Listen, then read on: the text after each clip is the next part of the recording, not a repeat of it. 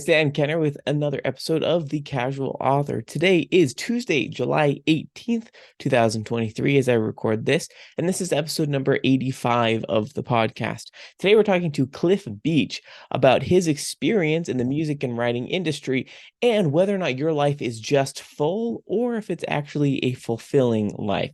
So it's a really interesting conversation. We talk a lot about time management and prioritization, which is, I know if you're like me, you may struggle with juggling lots of different things in life. So I think you'll really enjoy that conversation with Cliff. You'll want to stick around for that.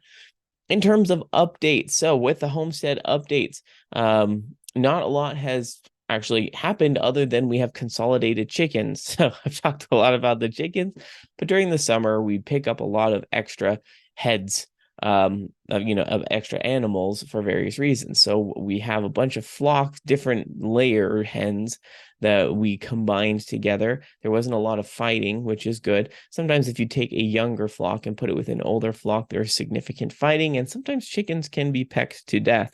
Fortunately, I think we got them combined when they were both young enough that there wasn't any problems. Last year, we tried to combine some kind of mature flocks together, and it turned out really, really bad. I won't even go into any details. Long story short, we had some chickens die. A couple were eaten alive.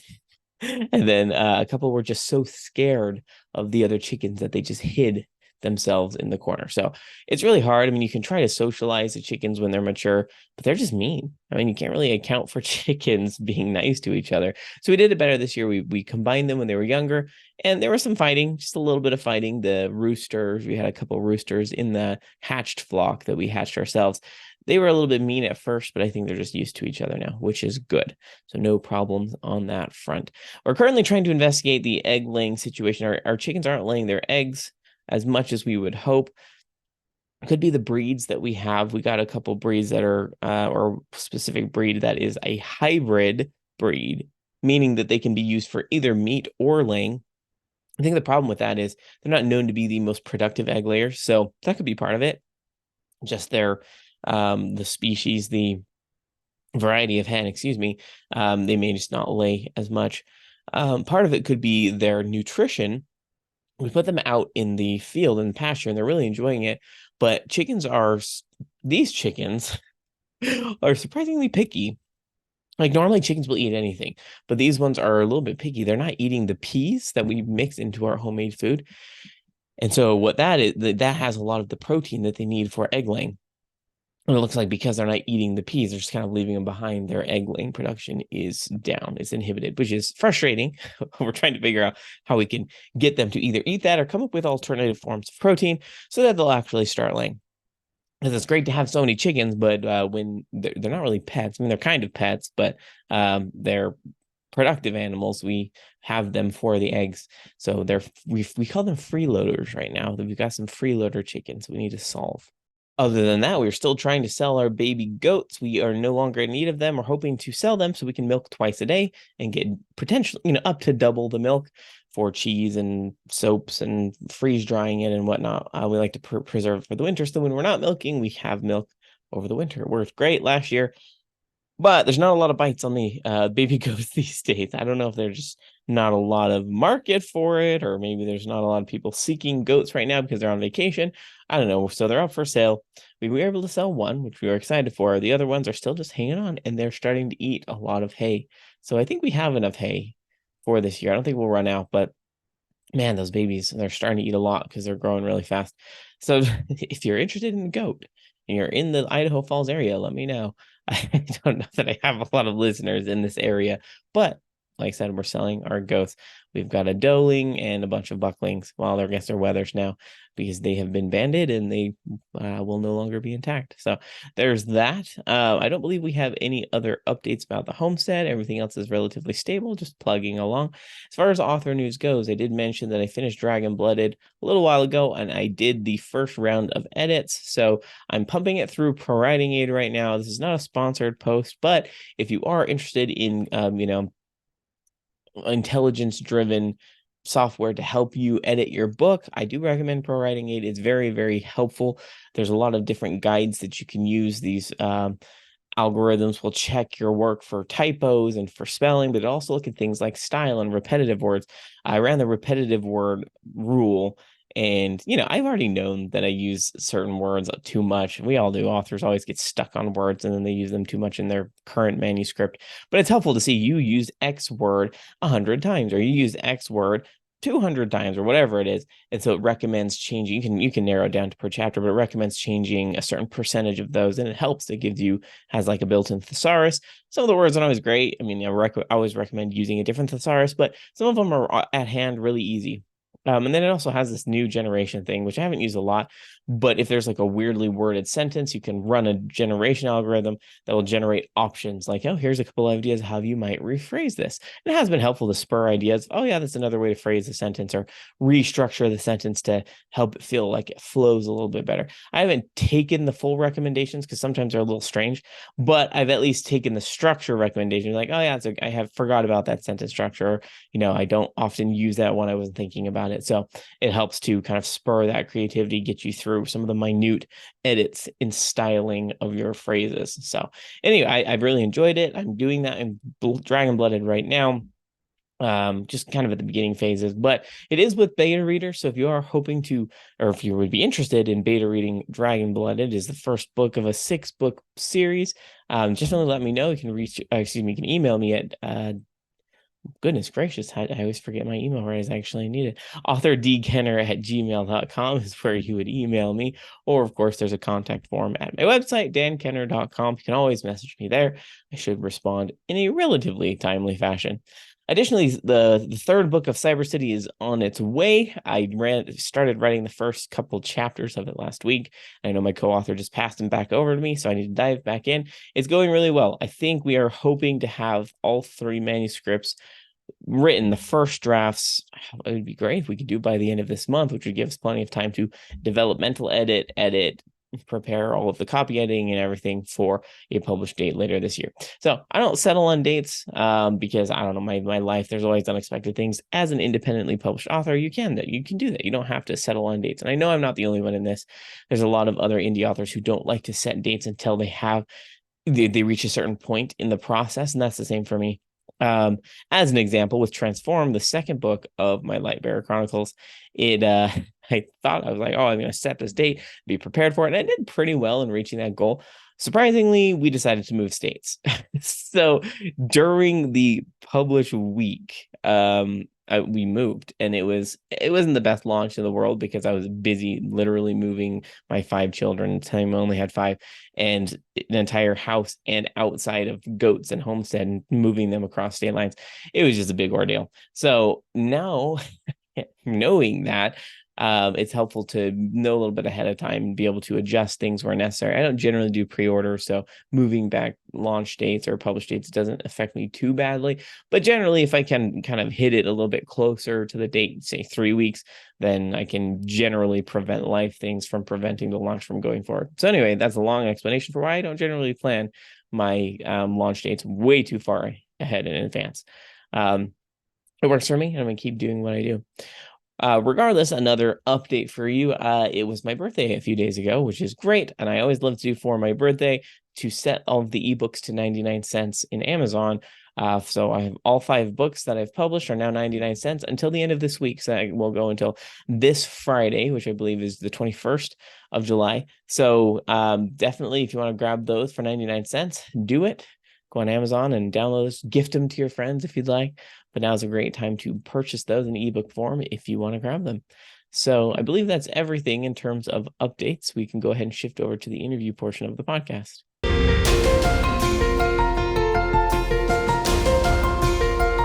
How are you doing today, Cliff? I'm good, Dan. How are you? Doing very well. I'm really intrigued to talk to you from a number of reasons.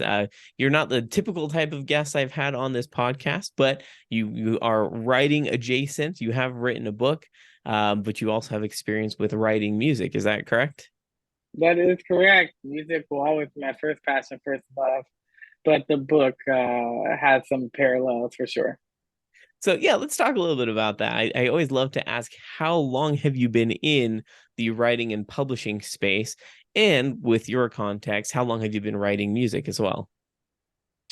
Well, I have been in the writing book space. I started writing my book during the pandemic in 2020. It released between 2022 and 2023 in the different versions. So it's out now, Side Hustle and Flow in hardcover, softcover, Kindle, and the audio book, which includes some of my music, which is cool, on Audible. And then I've been doing music in LA for over 20 years, but really doing music my whole life, which we'll just say 20 plus years for that way. But yeah, I had written some articles here and there before writing the book. But definitely the book was a labor of love and a bucket list item for me because I always thought I read a lot and I think that books are cool and I always wanted to write, but it is a daunting task. So I think there's a lot, of time management that goes into just being able to get it written, get it edited, and then get it out. They're all different processes for sure. Yeah, oh, absolutely. And they're all so complicated. We could probably spend an entire podcast going to the minute details of those things. But I think it's really cool that you've been doing music for so long. You've had this passion for reading, and you just one day decided, I'm just gonna write a book. And so you did it. Is that kind of the pathway of thought process to getting to book? Yeah, I mean, I originally started working on the book in 2014. At the time, it was called The Art of Awesome. I wanted to go and interview some cool people, which I did end up putting in the last chapter of Sci Hustle and the Flow. But after about four um, interviews, I felt like calling myself an author. To me, it felt like imposter syndrome, but I wasn't really a writer or an author, and I wasn't sure what I had to say. Fast forward to 2020, March 2020, obviously pandemic hits. We had no music event to do. Mm, And so for myself, I always think of, okay, what is the next thing that's been on the bucket list that's on the back burner I could bring to the front burner? Something that I knew would be very like a solo thing that I could do completely pretty much on my own to a certain extent. And there were a lot of free classes at the time. So I ended up taking a free course by Scribe Media that's run by Tucker Max. He's written a New York best-selling book called "I Hope They Serve Beer How." I think that's the name of the book. They also did a movie. The movie was critically panned, but he helped a lot of people not only go through this course, but they also ghostwrite for people like Tiffany Haddish and David okay. Coggins to write their books. But if you don't want to go the expensive ghostwriting route, then they'll teach you the tools to write your own book. So I learned the tools and created an outline, and then I was off to the races from there. I knew that I had something to say. So at that time, then the book was called From Full to Fulfilled. I wanted to figure out why some people have a very fulfilled life and some people just have full lives. Or basically, why are some people focused on busyness but not business? Like they just, you can be full and stacked to the deck, but then, if you're climbing the ladder and it's against the wrong wall or the wrong tree or whatever, then it's not worth it for you. But we don't take time to reflect and figure out like, is this working? Or as Brian Tracy says, like a zero sum, game. Do we say, hey, would I embark on this again, knowing what I know now? Because sometimes people think, oh, like winners never quit, but that's not actually true. Like they quit and restart and refine all the time. And so for me, I had the fall start of 2014 book, but eventually 2020, a few permutations to actually get the book out in 2022.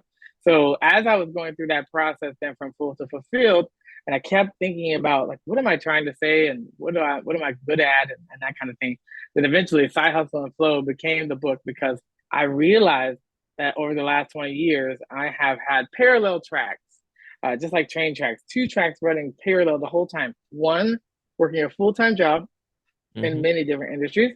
I'm vice president currently of a digital beauty company, Oh, and then music that I've done full time, and I've done that in a variety of different ways, from songwriting, producing, making albums, different bands, cruise ship entertainer, whatever. I've done that whole track, and so I was like, wow, you can actually do both. Because there was a long time where everybody was saying, as a musician, like, well, if you don't do the full time, then you're not really a musician. And that's not true. And for some people, like when you have that all or nothing approach, especially like when it comes to dieting or whatever you're doing, when it's all or nothing, then you only have like these two options. And if you can't do all, which most of us will never be able to do, then you have nothing. And I was like, well, that sucks because all is almost very hard to achieve because very few musicians can make a living full time always doing music. And then nothing is like, well, then I can have no fulfillment. So Side Hustle and Flow was really birthed after 20 years to say you can do both and you can do a little or as lot as you are able to do with the structure that you create and have some fulfillment. Some fulfillment is still better than no fulfillment, right? And so that's basically then what the book became, this idea that I embodied something that I wasn't even aware of what I had. But at the same time, changing how people view side hustles because sometimes it's a side business and you want to make money. Sometimes it's Uber. Sometimes it's just a hobby. Sometimes it's making a podcast, but you feel fulfilled from that. And making people realize that a good chunk of time, work will never be fulfilling for you. Like some people are doctors, some people volunteer, and that's their work and charity, and it's great. Some people, you drive a desk, nothing wrong with it, it pays your bills, but you have other things that fulfill you, outside of that. And so you owe it to yourself to try to do that in your spare time. And if people with time management are learning really the value of not spending time, but investing time. So as a business person, you're always looking into investments, like return on investment. And now I also tell people ROI important, but really ROE, return on effort. How much effort you're expending, because now you're just trading time as a commodity more than anything else for money. Yeah, well, yeah, there's a lot to unpack with what you said, and I absolutely love everything you've said. I can say that I'm definitely not a perfect person in this. So, I mean, just a little bit of context for you. I'm relatively busy. I drive a desk. Woo, I'm one of those desk drivers. No complaints. I have a full-time job. I've got 6 kids. We have a homestead. So we have goats and chickens, and we raise them and milk them and do all sorts of fun things there. I'm also an author. I run this podcast. So there's a lot of things going on. But I just want to double click on the piece where you talked about difference between being having a fulfilling life and a full life. And it did take some time for me. I don't know that I fully reached that, but there is a distinguishing factor. A lot of that comes down to mental health. A lot of it comes down to satisfaction, kind of stress levels. There's always going to be stress levels, but I want to hear from you. Like, how can one person or someone look at their life and say, am I just full or am I fulfilled? What are some of the distinguishing factors that they can use to tell them, yes, you are one or the other currently? Yeah, I mean, I'm sure there's different schools of thought on it. I think the easiest way when you look at Marie Kondo and she explains, how to tidy up your entire place, you hold different items and you say, does this bring me joy? I think that personal reflection of doing things and looking at it and saying, does this bring me joy, really helps to be able to have fulfillment. And just knowing that there is a time and place for everything. So not everything will be fulfilling. There are some things that are just grunt work. They just exist. Accounting, I mean, that's not everyone's fulfillment. Some accountants, that is fulfilling for them. Most people not. Yeah. and Really get so me into accounting. Oh, it's not my favorite piece. Yeah, and I think joy, because I think joy can come from multiple places of spiritual plays, religious plays. I think people have a misconception of what joy truly is. Joy doesn't mean that it's always fun all the time. So I just want to make that clear that like I love doing music. There's many aspects I love and are fulfilled. There are some aspects that you just have to do. Sometimes you write songs and they're amazing. Sometimes you write songs and they're okay. Sometimes they're terrible, but you had to write through those bad ones to get to better ones. Every idea is a good idea until a better idea trumps that. When the car came along, people at the time, Henry Ford said, would just say, I want faster horses. So like nobody knows exactly what they want, but by trial and error, you can figure that out. So it's not necessarily reading a Side Hustle and Flow book or any book and saying, let me go do a carbon copy exactly what that person did, because you can't put lightning in a bottle and have the same thing happen twice. I couldn't go back to college now, even with the same people in the same town, and have the same experience. It's just I'm a different person, and so at the same way, I think when you're talking about fulfillment and you're thinking about like what you're doing, first of all, you have to take an inventory and reflect on like what you are doing. Like if you have a goal, are you doing something that's moving towards that goal, moving you away from that goal, or it's benign or indifferent to that goal? But some people, they don't even have goals. Some people, I was on a seminar with Brian Tracy, who endorsed the front cover of the book, and he said less than 10% of people plan their day, their week in advance. It's not a thing that people just grow up unless you're a certain type of person. Like I do. I look at my calendar every day and say, okay, this is what I have to do. And I create space within there. Okay, this is a busy day, but I work pretty much to the minute, in that way. At the same time, if you learn other efforts, like there's, the relationship of deep work to shallow work, which we don't ever get an understanding of. Essentially, being able to focus, laser focus in a short amount of time is always better than spending a lot of time spread it out. Yes, and I think exactly what you were saying. With the I'm not the type of person that actually looks at every minute of every day. I should be that way. But I'm a little bit more of look at my calendar, see what windows I have and say, okay, I would like to get these things done. I've got these short windows of time. I'm going to slot those in and as best I can focus on those. So I want to kind of take a step back to the piece where you said deep focus versus shallow focus. So let's say you're working with someone who has a tendency to be shallow focused. What would you recommend to them to try to switch their mindset to be more deep focused? Yeah. Well, I think before you even get to the part of doing deep focus, so deep focus really has, or deep work versus shallow work really means that you're taking out the distractions. So they've studied already that, let's say we're working on this and a text message comes through. You going to do that text message, your mind now takes upwards of 25 minutes to get back on the task you originally were on. And so people think that we actually are good at multitasking, but we're actually terrible at multitasking, and we actually don't actually multitask. What happens is, just like computers, we're able to switch between different tasks, but that doesn't mean we're actually multitasking. We technically can only focus on one thing at a time. That's like why people can't rub their head and pat their bellies, Right. that kind of thing. And so that before you even get to the deep work part, because you first have to figure out like what's the most important thing to do. So Brian Tracy had this book, Eat That Frog.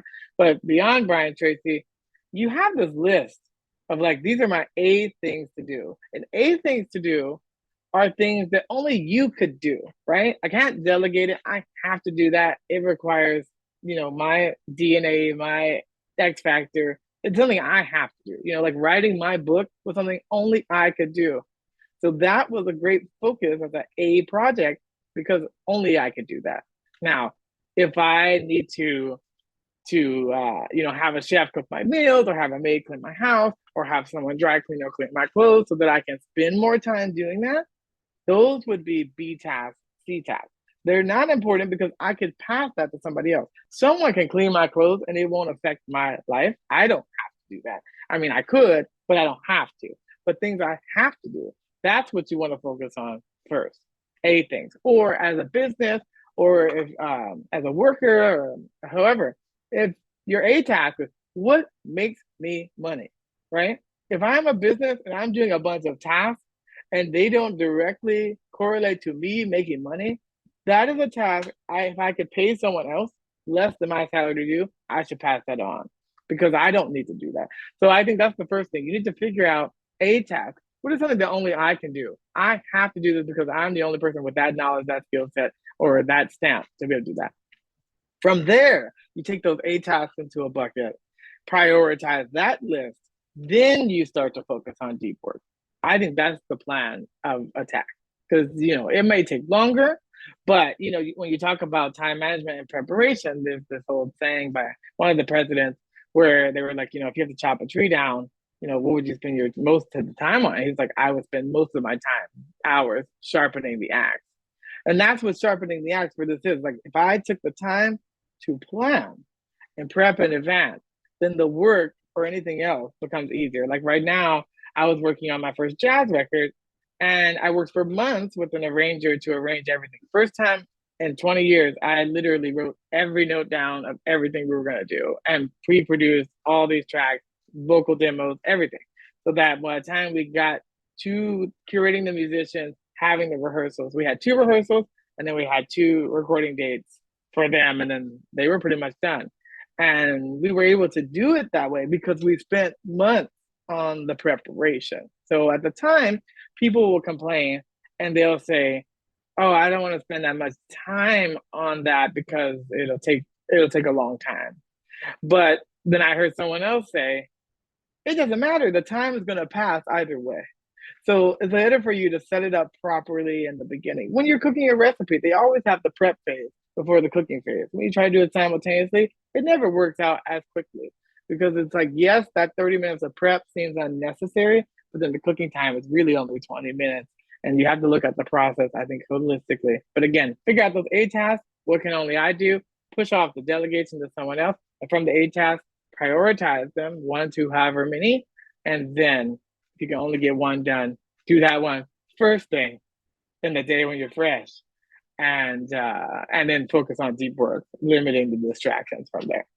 Sure, yeah, and that makes total sense. I think the one thing that's a little bit tricky is there may be some people who don't feel like they have the funds or the means necessary to delegate in that way. But I think you can That's apply true. a similar thing, right? Because there's kind of another facet to this prioritization of Sure. can you do it slash delegate slash how often does X thing truly need to happen? Because I think sometimes people get in their heads about, oh, I need to do this thing every day, or I need to do, maybe it's cleaning, or maybe it is a specific social media something, right? Like I feel this obligation to do something every day. It's like, but do you though? Like in terms of timing, let's talk about true priorities and how often something really needs to happen in terms of making money, in terms of return on effort, like you said, and investment if money is involved. Taking into those considerations, sometimes you look at that and it's actually pretty easy to be like, oh yeah, this thing is way higher priority than the other thing. And you don't even have to do formal planning for this. Sometimes you just kind of train your intuitive brain to know that. And at the end of the beginning of each day, I'm able to pretty clearly say, these are all the things I'd like to get done, but these things move to the top because I just know that is not going to return very much for me today. That doesn't need to happen today. It can wait a couple days. It's not going to kill me. No one's going to die, right? It's probably going to be fine. And so you can, those things kind of get pushed out and they'll come in when they become necessary. But I think, like you said, that mind space is what I think a lot of people aren't spending their time on, giving yourself time. When you're full, you don't make time for those things because you're just doing. You're not accomplishing, you're just doing. And that Mm-hmm. that doesn't necessarily get you anywhere. So I want to talk a little bit about the title for your book, Side Hustle and Flow. I mean, that's a really there's a lot in there in such few amount of words. There's something to be said about flowing, right? Feeling like you're flowing smoothly in life. So what was the motivation around that title and the motivation for how you structured your book? Well, I knew there were a lot of books that had the side hustle and the name, and I remember the MTV movie with Terrence Howard and Taraji P Henson, Hustle and Flow, and I felt like I was coming from a place of the streets, in hustle mode. And so I thought that movie was great to show someone who wanted to do music, who had a very unorthodox way of getting that done. But then also as I've matured in life, I have learned about flow, and so now I study qigong and Chinese yoga, and I've noticed through breath work and just a bunch of other things that life has a flow, nature has a flow, and we're part of that ecosystem, and so hustling for hustling's sake alone is not a flow, Mm, right? So sometimes you can be so focused. Like people are like, well, work harder. It's like, yeah, but if you work harder without working smarter, then you're just gonna tire yourself out. Like that's never helped anybody in the long run. Like you can't out it's the same as like you can't out exercise bad eating. You know what I mean? Like there's a certain point where like it just won't work, even if you exercise all the time. Like it just doesn't because it's a equation. There's hmm a yin and a yang to everything. And so with that balance, like I used to be so focused on the productivity portion and I nailed that. Like I mean I did 10 albums in 10 years in the last Wow. decade. I said, I'm gonna do this. Um but when you drop the balls of your health or relationships or your family or stuff like that. It's like that's part of that balance. Like people talk about work-life balance, but when you talk about the balance, I used to not put a high priority on rest I used to never sleep. I used to just work all the time. And then eventually my body pushed back and had some health issues because you don't realize that sleep is necessary. It's because your body is able to repair itself as you sleep. And people may sleep, but they don't have rest. They don't have restful sleep because they have a constant state of stress. Mm. And that stress can be work stress. But internally, that stress can also be inflammation, which I had no idea that that's what that meant. But it taxes the body. And so by doing acupuncture and other stuff, I've learned to open up these channels and meridians. And it sounds very new age. I hear it when it comes out of my mouth. I became a different person over time. But I realize even more now how much flow has to do with harmony, not just in music, but but in life. You know, you look at a river that's flowing is vibrant. A river not flowing is brackish. The water is no good. You know, you become no good if you lose the flow. So I think that flow, from a yin and yang perspective, is I have to balance being productive with also being and becoming. You know, they you know, because you'll see it all the time. You'll see someone who's ambitious and has made a lot of money, you know, but they made it in an unethical way. You know what I mean? So that's not Hmm. balance. Like that's not good. You know, it's like, oh, I made a lot of money. Yeah, but you also made a Ponzi scheme. Well, then that's not good. That's not a balance. That's lopsided. And that Hmm. happens. It happens more often than you think. I actually met someone who had done a Ponzi scheme, went to jail, came out, and was on this track of, you know, telling people about ethics and what he had learned. And he basically said, the time to decide what your ethics will be is before the ethical dilemma is you're faced with it. Hmm. If you wait until you're faced with it, it's too late. You had to have made your decision years before that I would never do this because it's unethical. Because if you wait to the end, then you're gonna make the wrong decision because it's easy, you know, to go for the quick money. You have to understand that a lot of things we're talking about are counterculture. A lot of things are counter Western culture specifically, for sure, Yeah. which is why I adapted a lot of Eastern things because I just started to notice from fulfillment, you know, if you have better health as a foundation, mentally, physically, everything, it sets the tone. Like you can produce more with a healthy body than trying to work harder with an underperforming body. So it's like at some point you have to look at the whole wheel of life. You know, you're not just your work. And the main thing is that when you get to the end of life, dying, in hospice, they study people. Nobody ever says anything about work when they're dying. It just doesn't come up. No one's gonna be like, bring my thing, drive my car by the hospital window, bring me my Grammys to look at. They don't care. They're like, bring me grandma, bring me so and so. You know, this had sentimental value to me because it was a gift from someone, that kind of thing. And so you do want to have balance because I think the sad thing of life is not fulfilling a purpose and something that you are passionate about. But even more so is that there's many deaths that you can go through. People only think about the physical death, but there's spiritual death. There's other types of death. But I think the death of you had a chance to do a purpose and you just didn't, or you chose not to. And people don't realize that the choice is if I don't choose to do it, I have by default chosen not to do it, then I think that's the biggest disadvantage. So, like at 40 now, if I don't live in my purpose, I could live till 80, but I died now, or I died years before. There's many people walking around zombies that have died because they have given up hope on ever figuring it out. Now, some people like music. I knew I wanted to do music very young in life. Some people they don't realize it until later in life, but Colonel Sanders made KFC at 65. You know, Grandma Moses was painting in her 80s. You know, we saw Betty White and Tony Bennett and other people Hmm. doing it. You know, late in life, Jessica Tandy won an Oscar at 89. It's never too late. It's better to have 5 good days. At least you figured it out than not at all. So I think people owe it to themselves to reflect. And that's the beauty about rest too, is that you can't reflect on anything you've done that was good and celebrate those wins if you never stop. I was constantly going, next task. I bulldozed through every win. So all those 10 albums, I didn't even realize I had done it till I stopped and looked back. Did I actually do this or not? And I think that's what businesses and other things learn. It's like you have to take that data and constantly go back and look at it. But if you don't stop to reflect or rest, like what are we doing?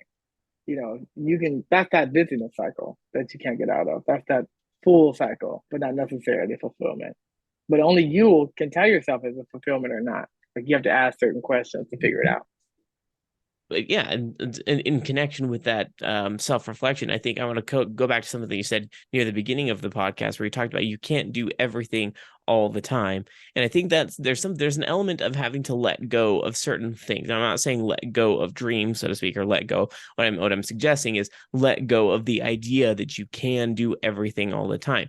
So in any given day, you recognize that these are the things that I'd like to get done. You have this desire to do more, right? Like whether it's more writing or more music development or, more X, you have to recognize that you are going to have to let go of some things in order to get the right things done. And I think that's hard for some people, right? For example, in my life, I'm an author. I've got all these other things going on. I would love if I could spend 5 hours writing each day.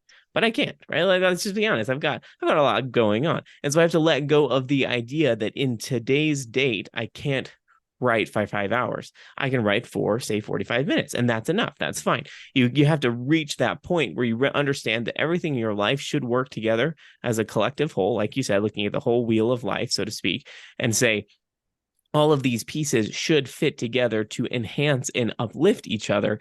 If you get to a point where it's truly things are combating and it's just causing anger and frustration because you're not getting to quote unquote the things you want to do, then they're not working in harmony, right?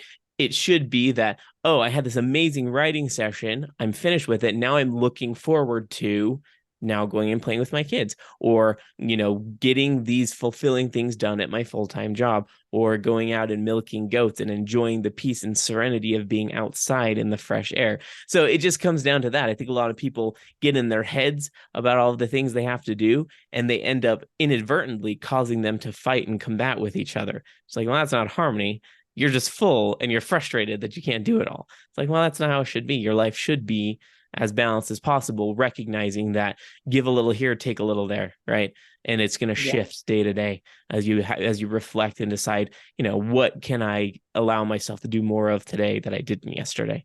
So I don't know. Definitely. I think that's it's a good place to be mentally, and it will help you be more productive because you're not feeling frustrated day to day.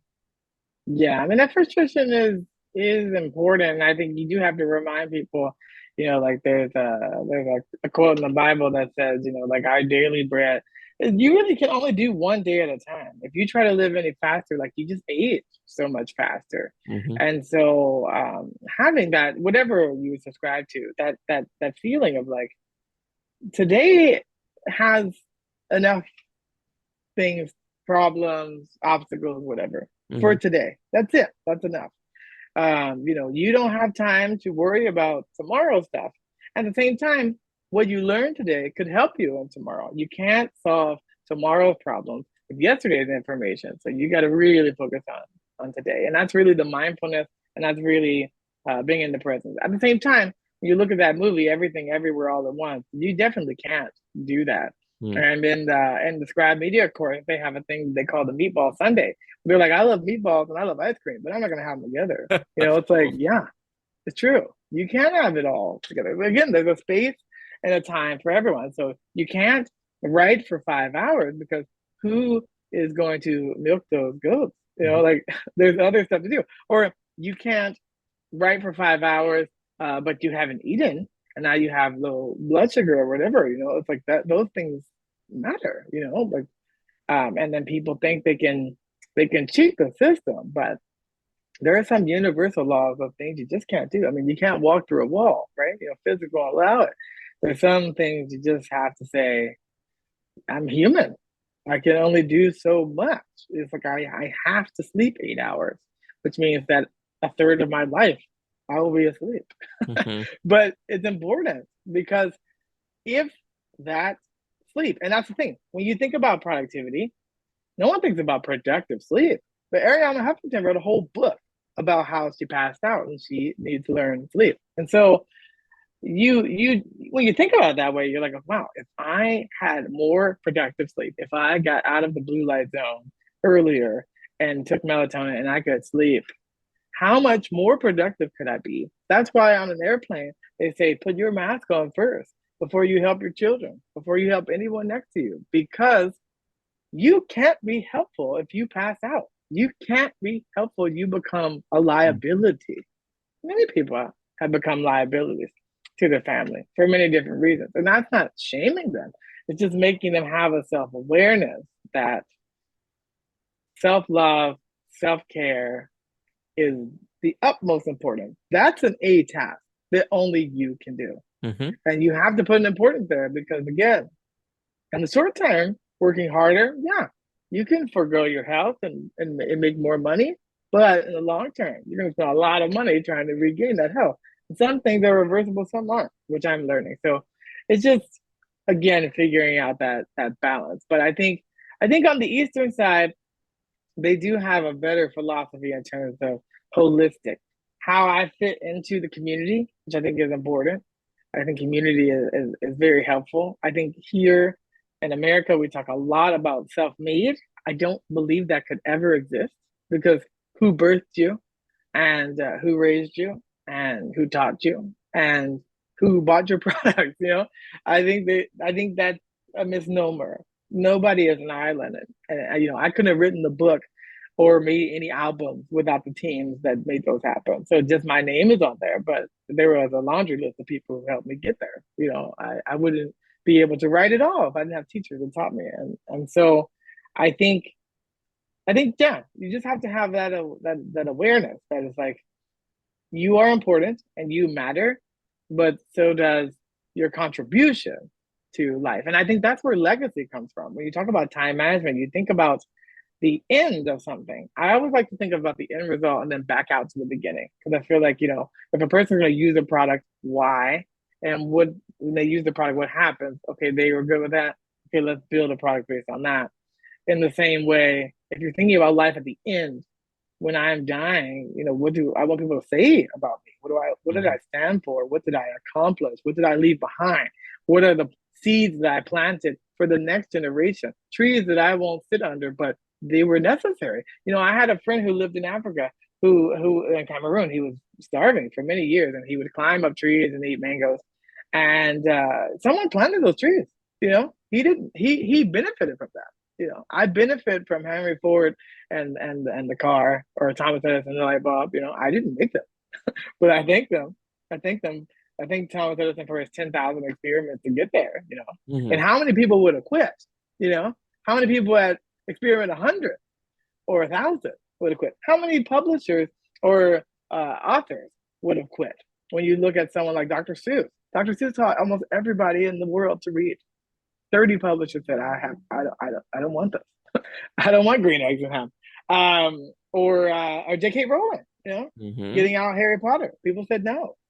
And people say no a lot. And I think that's the hard part as I learn about dreams, is that dreaming is almost the easy part because there's other D words to follow up, the difficulties, the dead ends, the disappointments. And that's where that joy comes in, which I said, it's not always happiness. It's not always fun every day, but that grit that you have to have, perseverance, it comes from a compelling why, a reason for doing it. But then beyond that, delayed gratification, knowing that you will continue to rejection therapy to go through no. I mean, I sent out over 300 queries to find a publisher for my book.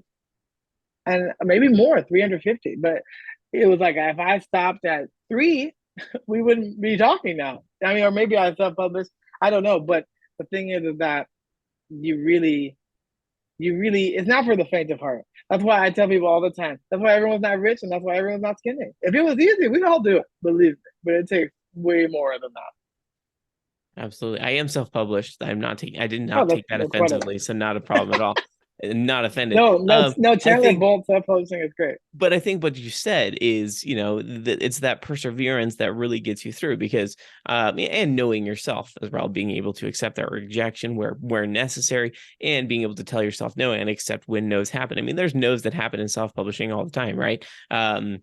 Around marketing and selling your book. But Sure. I think that's just generally to be said about anything you do in life is recognizing the true worth of whatever action it is that you're performing, whether it be sleep or querying agents or self-publishing, whatever you decide. What is that true worth? What is that true value to you? And are you realizing it, or are you on the path to realizing it? Sometimes it can't be realized right away, and that's okay. And then some things just truly will never be realized. And I don't mean that in a give up, but quit the things that will never get you where you want to go, primarily time wasters, right? Looking honestly at something, whatever it is, I'm not gonna cite any specific examples because people might not like my examples, but think about it. I mean, there's very clear time wasters and distractors in your life when you compare to what you really like to accomplish. Will X thing help me accomplish this goal? And you just have to be frank if the answer is no. Like, no. So I'll use my publishing experience as an example because I opted to self-publish intentionally, right? I queried a few agents and I recognized right then, in terms of time management, I recognized that I could realize the value of my writing much more quickly and easier if I did not query agents. And so I chose not to, right? And the time that it would have taken me to publish one book since 2020, I've published 5 and I've written 2 more with the hopes of publishing them in the next year. It's just a slower process. And if that will help you realize your goal, I think it's awesome. There's so many people I've talked to who are traditionally published and they talk about querying for, 5, 10, 20 years and they get it and they're so thrilled and that is fulfilling for them. And I think that's amazing, right? It really comes down to you, the value to you, to your life, and recognizing, frankly, will this thing realize value eventually or has it already? So, that's that introspection, giving your time and space to figure these things out for yourself. I think that's really what it comes down to. Right. But you asked yourself the questions to figure out self-publishing is the route because of time, because of the deliverables and what it can get, and getting that feedback and getting, if your purpose was to get 5 books out, then that was the fastest way to do it, and you wanted to get them out, then that was the path. But the thing is that it's not about saying self-publishing versus traditional publishing, one is better than the other. It's what is the best for me and what is my goal. And if my goal is accomplished one route versus the other, or both, or it doesn't matter, then try it all. But I think it's asking the question. You went through the queries, you saw the process, and then you made a decision based on the 3 that you messaged. Hey, my time would be better spent doing this. The thing is that most people don't reflect to even think, could my time be better spent elsewhere? Is this the dream that I wanted, or is this my mom's dream? I wanted to be a doctor, and I was going to do pre-med before I went to music school. And then later I realized that was my aunt's dream, who later she became a chemist. So her dream changed as well. But the thing is, and she works in pharmaceuticals, but that wasn't my dream. But at the time, everybody said that's a good way to make money. That's a good living. That's a thing. No one was saying go do music because they knew how difficult it would be. But if we had everybody take that path, we wouldn't have any music. So we have to allow people the space that it's okay if you don't make money. Mother Teresa didn't make money, but she did a lot of good for the world. And so you have to do that. And we learned from the TED Talk of Sir Ken Robinson that education system here, it beats out creativity. It beats out people wanting to do music. At 5 years old in kindergarten, you ask a whole kindergarten class, who wants to sing, who wants to dance? Everybody raises their hand. They're excited about whatever. By the time you get to 12th grade, very few people raise their hand because they don't want to stick out. They don't want to be made fun of. They don't want to look foolish. They don't want to be weird.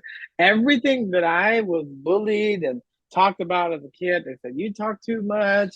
You're always reading. You're always singing. That's what I ended up doing. And it all worked out. But at the time, everyone thought I was crazy. But my dad would always tell me, all the people who can't hear the music always think the dancer is mad. They don't get it. So Ken Robinson had the same story where they thought this girl had ADHD, And they were like, we have to put her on a ton of medication. She has ADHD. And he put her in a room and he put a boom box and music, and they just watched through a window. She just started dancing on her own spontaneously. And he was like, she doesn't have ADHD. She needs to use her energy. And she is a dancer. And you need to cultivate this art within this person. Because a lot of times when I was growing up, they said I had ADD, ADHD because I was hyperactive. But really, I was just not necessarily unfulfilled, but uninspired. Mm. I learned very quickly, and I just wanted to find out things for myself. I didn't want people to tell me what to do as a kid, and so I got great grades, but I had terrible behavior grades because I would just wander off. I just be like I went outside because I saw a flower and I was curious and I wanted to see what that was. And what you were talking about, I wasn't interested in, and that offended a lot of teachers, but Mm. eventually they were able to stack me with so many things. Where I would just be like, I went to the library and got a book, and they're like, why aren't you in class? I was like, I want to read. I want to do something else at this time, and I was very structured even as a kid, and that's not all kids, but and not all kids are like that. I mean, I think whether you have ADHD or not, I think there's coping mechanisms and things you can do. I don't think anything is necessarily a death sentence or written in stone. I think there's many people who have success and figured out what that is for them with all kinds of ailments. I remember I saw a person. I worked at a wheelchair mission for a while, but I saw a person that was in a wheelchair, and I saw them scoot up to their van, and they had this thing that like lifted them in there, and the whole wheelchair and the thing. And I was just sitting in my car at the time, and I remember looking and thinking, like, wow, if that person can get up and do it every day, I read now this guy, he has like one arm and no legs, and he's writing for this magazine. I was like, if that guy can get up and do it, then I don't have an excuse, because I'm able bodied. And Mm. so I think no matter where you are, you can figure out something. I mean, you look at Stephen Hawking; he did so much. I mean, I could barely move. So I think I think all things are possible. But I think again, it's just like you're gonna have to learn it on your own. Mhm. Unfortunately, the school system and life, they don't know. I mean, there's people out there giving the information, but it's nothing like there's no class 101. They're like, Mhm. this is how you structure life. This is what a dream is, and this is how you make a plan. No, nobody comes along. You have to figure that out, unfortunately, for yourself, for good and bad. I mean, it's a journey, so you learn and grow. But hopefully, we get people that want to give back and want to mentor more. Like right now, I'm looking into doing like Big Brother, Big Sister, and a couple other things. I'm trying to give back because, especially in underserved communities, and I've done that with financial literacy programs with Operation Hope and Dave Ramsey's program and a bunch of stuff. I mean, it just especially when it comes to finances, so much with school you don't learn. Like, what are stocks and what are bonds and like how do I balance a budget? Like some Mhm. people I meet, they're like, I don't even know what a check is. Like Mhm. they're like, I don't know how to make a check. I don't know anything. People would tell me all the time to like live within your means. What is that? How do I do that? Or the doctor be like, hey, you need to lose weight. How? What do I do? Mhm. That's yeah, that sounds good. Of course. Like in my head, I get that. In my heart, in my body, or making a plan around that. It's like, man, you're just left so much on your own to figure out so many things. But life has so many aspects. Like, let's say you're a single person. You're like, what do I do when I'm single? Well, I want to get married. Okay, like what does marriage look like? Yeah, nobody asks Mhm. those questions. What does parenthood look like? Like people have kids all the time. They never ask any questions of themselves. They just think, oh, okay, I'll just do that. It's like, yeah, it's a lot harder than you think. Like I see a lot of Mhm. people now, they're like, wow, this is and I tell people with music or with books, it's like a pregnancy. Like we focus so much on the pregnancy part. And that's just like one stage. And it's like, oh, the book is done. Now I have other work to do that nobody is thinking about. I have to market it. I got to go talk about it. I got to do podcasts and do stuff. It's like, yeah, you got to raise that kid for 18 years, Mhm. not just the 9 months. And now we had a party and it's over. So I think, yeah, I hope in life we figure out society wise how to have more either community or something where there are classes that really help people like in these other aspects of life because there's so many aspects to put together and you can read a lot of books and stuff but and get mentors but it's just so much to know. Yeah, there's absolutely so much. There's a lot to do, but that's why we're Mhm. here, to do all that we can, fulfill our lives the best as we can. We can definitely keep talking about this probably forever. We are running short on time, so Sure. I always love to ask before we close out, where can people find more information about you, and in your case, your book and your music? Nice. Well, you can find me on social media, all the platforms, or the Yeah. major platforms: Facebook, Twitter, Instagram, etc. At Cliff Beach Music. The book is out on Amazon, Side Hustle and Flow. All the forums are there, so you can find out on Amazon.com. You can also go to my website, sidehustleandflow.net, cliffbeachmusic.com, and the book is also on the publisher's website, blackspringpressgroup.com, based out of the UK.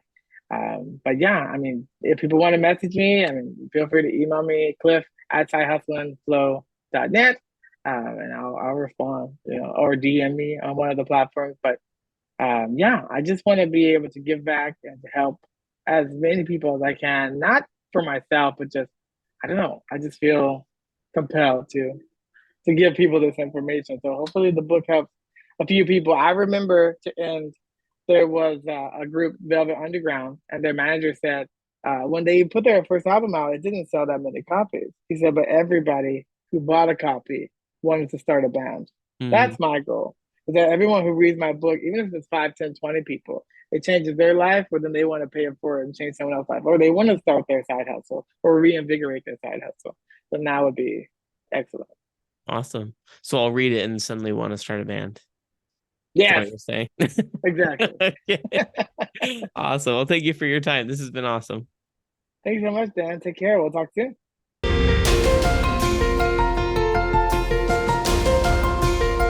I hope you thought that was helpful and encouraging, because as we go through life, there will always be some unexpected things. Life will change, different priorities will surface, and some will sink down lower. But having the time, taking the time to find that mind space, to prioritize, to make sure that your life isn't just full, that it's actually fulfilled. I think once we reach that point, we feel comfortable, we feel happier, and a lot of that stress that we harbor can be released. So, unfortunately, I wish we could say fortunately, it was always going to be perfect. But even if we reach that point, there's continual improvement we need to make on our lives. And this continual mindset shift, focusing on prioritization, will help us remain in that good spot in terms of being productive, having a fulfilled life, and not just a full life. Along this same vein, I'm looking forward to next week. We'll be talking to Stephanie James about her books, and we talk about igniting the spark within us to find that passion, find that joy in the throng of the craziness. So you'll definitely want to tune in for that episode. If you'd like to join me on my podcast, definitely head to dankenner.com/podcast, and there's just a pitch form that you can fill out there. Like and share with your friends. I'd love to help people, find happiness, joy in the writing and in the casual nature of their authoring, because many of us, that is just the nature of our lives. We have to be casual with our authoring. So definitely point them in this direction. Thank you so much for listening, and I look forward to talking to you next week.